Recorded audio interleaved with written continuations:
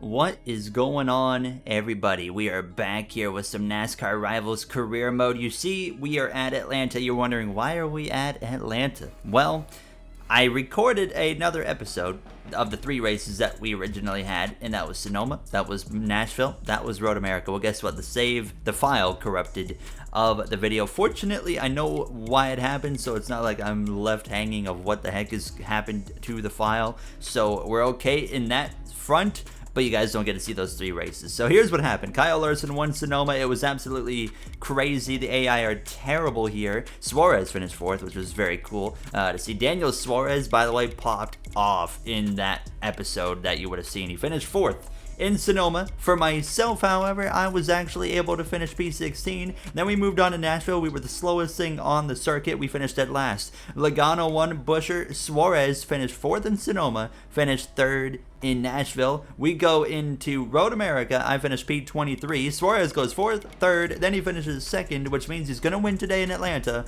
but Chase Elliott picks up his first win of the season. So that means, obviously, that we have another new winner, but we had Larson Logano be the repeat winners. So you can see right here, we are still not in the top 30 in the points. We are, 7 points out right now?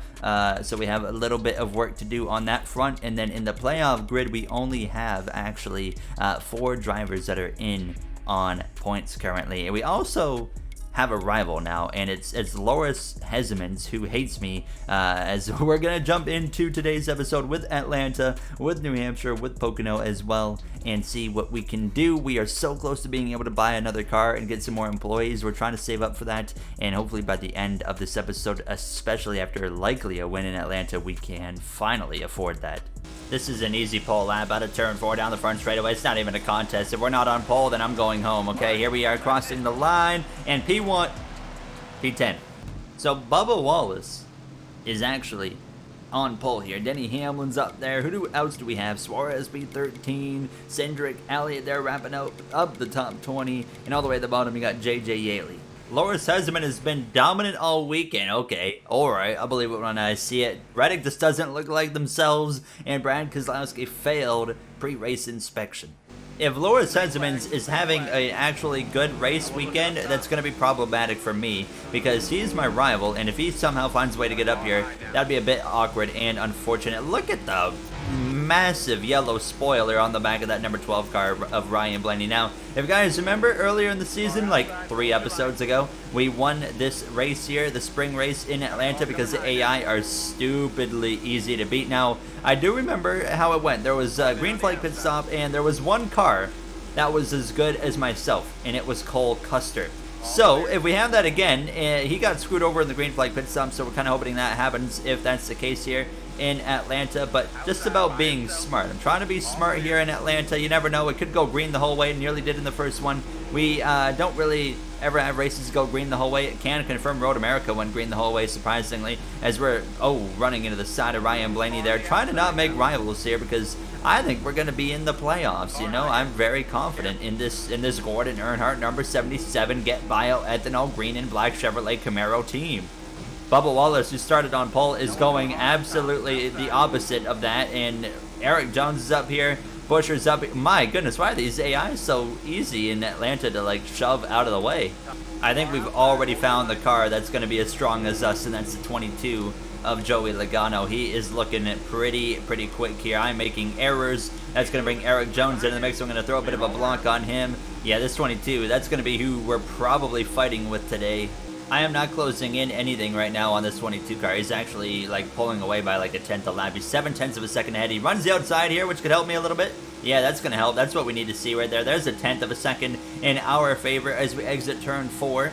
Yeah, the 22 again up the track in turn 3 and 4. He doesn't like that corner. I think I see, who's that? No, it's William Byron. I was like, is that an orange car of Loris Hezemans that's about to get into the top 5? But no, we're okay. I see as well on the track map, somebody is way off the pace right now.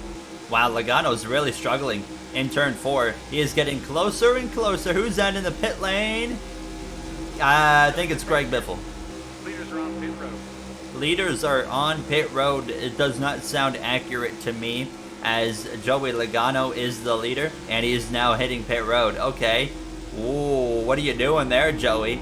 Oh my god, that's the dumbest pit strategy I maybe have ever seen in my life, and that is going to make sure that he is either going to have to pit with a lap or 2 to go, or he's just going to barely make it. I don't know. I mean, there's other cars pitting, so they're like quite literally splitting it right in half, which is a very interesting strategy. I'm going to do an extra lap, and then I will come into the pits. All right, we're going to come into the pits right here, slow down a little bit. I'm going to try and be aggressive, but not too aggressive, obviously. And maybe I was too aggressive. Oh, we're just fine. That was quite perfect, actually, there into the pit lane. And as long as we come out right with the 22, I think we might come out ahead of the 22, however. Here we go. Let's see. How are we going to be pulling out of this pit lane? Wait a second. Get back in there. Let's go. Hamlin. Bubba, what are you kidding me right now? What was I supposed to do? 2 tires? My tire wear was way too much. What is this?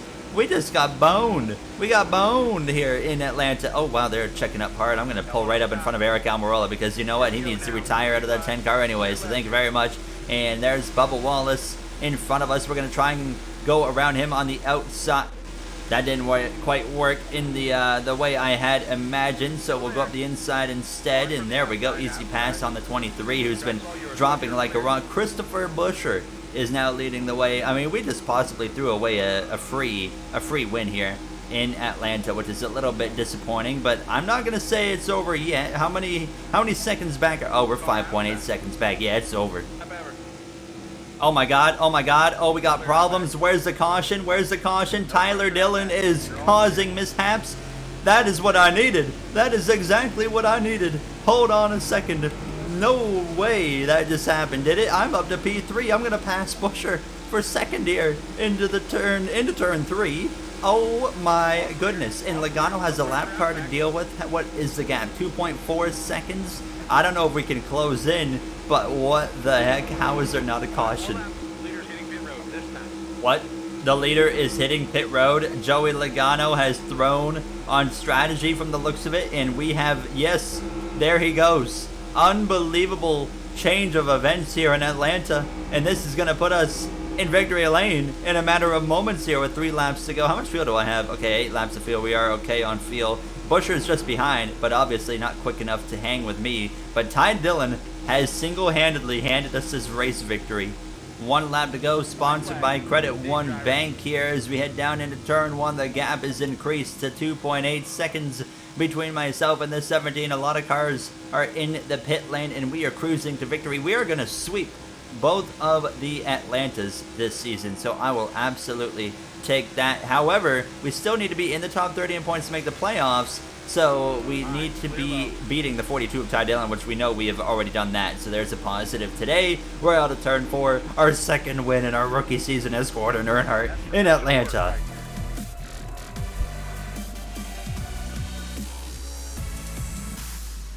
Let's burn this thing down. Yes, sir. Thank you, Ty Dillon. He is the only reason I was able to win this race. How is there no caution? I will never know, but I will take it. Here's a look at Greg Biffle, actually, who had some issues with Brad Keselowski. He goes around, and no caution ever comes out. There we see the finishing order. Look at that. Suarez again with a top 5. And where did Ty Dillon finish? That's really the main question on this one. He has to be last, right? No, he's 39th, so we made a huge gain right there.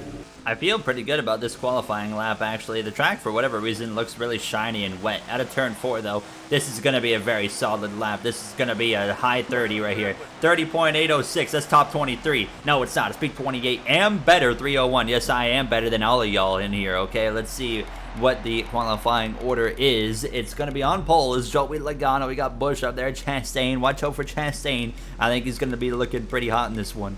It appears that Loris Esmonds had to replace the transmission before the race, as Joey Logano is on pole, and Christopher Bell had an engine change after qualifying. Here we go, race number 2 of the day. One of our best qualifying efforts all season long, outside of the top 10s in Atlanta that we can pull off. But 21 laps, I think we're going to have a decent pace here. I don't know how good of a pace we're going to have, but there's no rules that says I can't do this right here and get a little bit of contact made with the 19. I wasn't even trying to do that. It just kind of happened, and now we're 3 wide with the 14 and the 17. This is the issue right here. We're going to be getting pulled a little bit down these straightaways, I'm sure, but thankfully New Hampshire pretty short straightaways here, so I think we're actually going to have a decent chance to make our way through some traffic. Truex, I'm sure, is going to be able to pass me, however, and here he is looking to my left rear. There he goes. Yeah, I got really nothing for the 19, so we're still getting destroyed in a straight line, but we are really, really good here through the corners. Look how much time we're able to make up through the center of 1 and 2. However, right here, from this point on until turn 3, it's just like I got nothing. It would appear I found some speed. I'm right back to Truex and LaJoy. I got the 14 of Briscoe all over me. There he goes up the inside. I mean, I'm still struggling like really hard here to compete, but I think that we should at least be able to remain in the top 30, especially in the top 30. I did not mean to do that. I do apologize to the number 14 of Chase Euler Briscoe. I'm going to use up this number 14 here on the inside. Thank you very much. Oh, I'm not trying to do that. All right, we're fine. We're up to P24. We'll take it. Easy pass on the 41 of Custer. Nice little slide job action here in New Hampshire. We're all of a sudden, we were off to a slow start. We were going backwards, but now it seems like we're just picking off position after position every lap. Here's another spot. I'm going to try and just slide up in front of the 43. Thank you very much. And a P22 we go. I'm a little bit tight here on the exit of the corner. He'll try to switch back. I'll throw a bit of a block on him. I've kind of flatlined here, and here comes the 14 bulldozing around the outside. Not even a contest there, but hold on.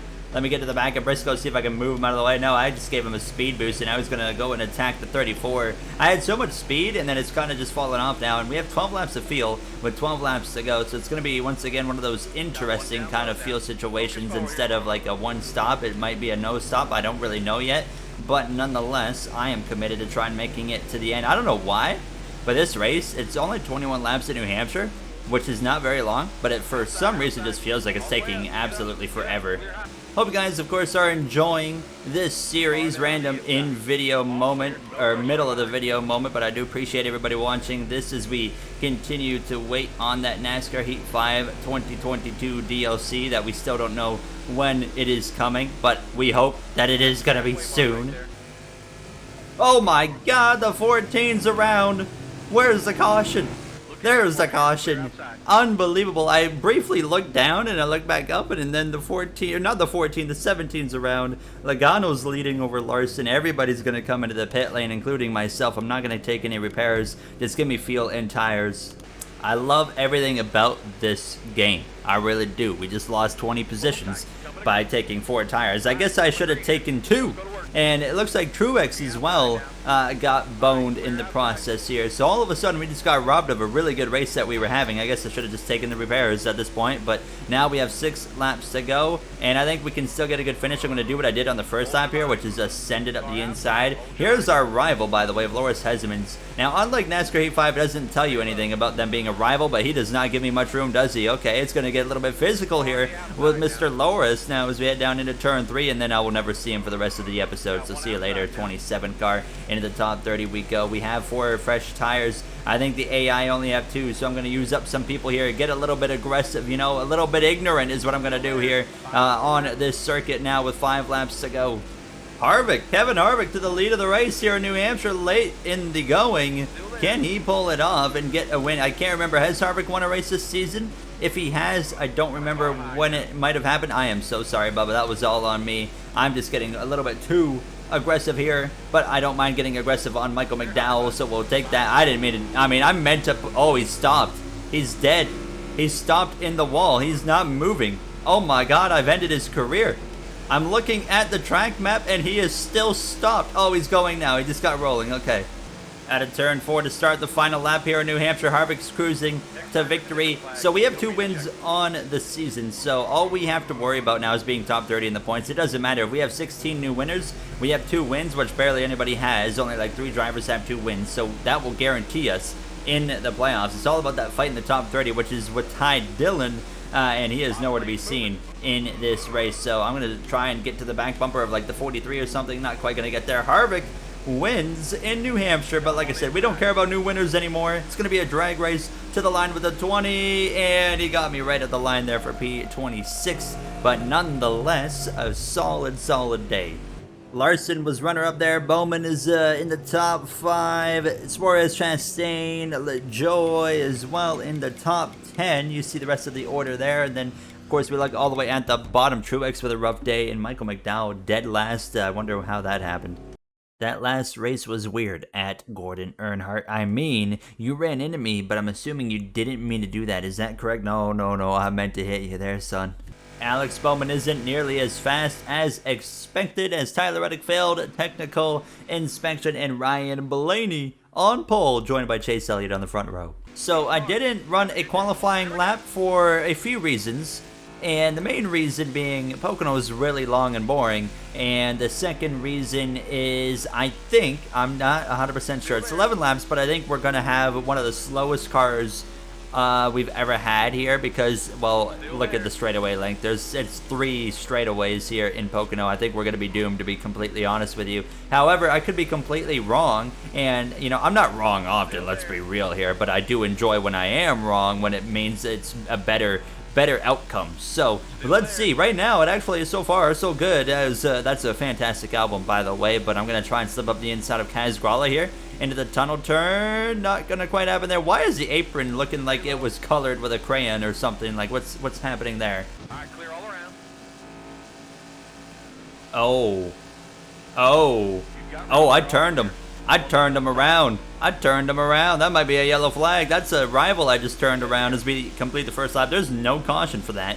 I think we're starting to see the effects here of the slow car that I thought we had. We are losing time to Mr. Kaz Grala, and now JJ Yaley is closing up on my rear bumper here. So we're going to need some help today in Pocono. It is a really close field situation again, by the way. Yeah, there goes the 55. So it was like we had speed for like a lap and a half, and then I've said this before, it's like a switch flips and it just changes everything, and then all of a sudden you're slower than molasses on the racetrack compared to everybody else. Oh, that's gonna hurt. Yeah, that hurt. They can confirm. Oh, that's gonna hurt on every... Oh my god. How are we not getting a caution? How are we not getting a caution here? Absolutely. We finished though. Oh my god. I just DNF'd. So then, that was not the expected ending. I forgot that we even could do that. And we finished in -1. That might be a clickbait title there. I finished -1. And we have, in the next episode at least, we have the Brickyard 400. We have Michigan. We have Richmond on the way. And then in the next episode after that, we'll finish the regular season. We'll do... Wait a second. What? Why hold on a second. 1, 2, 3, 4, 5, 6, 7, 8. Why are these races in blue and then these ones are in white? I am so confused about that. But anyways, so we're gonna do Brickyard, Michigan, Richmond, and then we'll have Watkins Glen, Daytona, and then I guess we'll start the playoffs as well in the episode after that. So an interesting end, and in the next one we finally have enough money to buy a new car, and we're gonna actually do that. We look at the standings one time before we wrap things up. And let's see the situation. So we're currently in the top 30, which puts us in the playoffs, obviously. You look at the new winners: Alex Bowman, Eric Almirola, Corey LaJoy. There is now only 3 spots on points. Brad Keselowski, Suarez, and Bubba Wallace hold on to those spots currently. And we'll see if we can stay in the top 30. That DNF obviously did not do us any favors. We are only 17 points above Ty Dillon. So as always, if you guys enjoyed, you know what to do. That's going to wrap it up for us here today. And in the next one, I'll see you guys from the Indianapolis Road Course. Thank you for watching. Have a great day, everybody.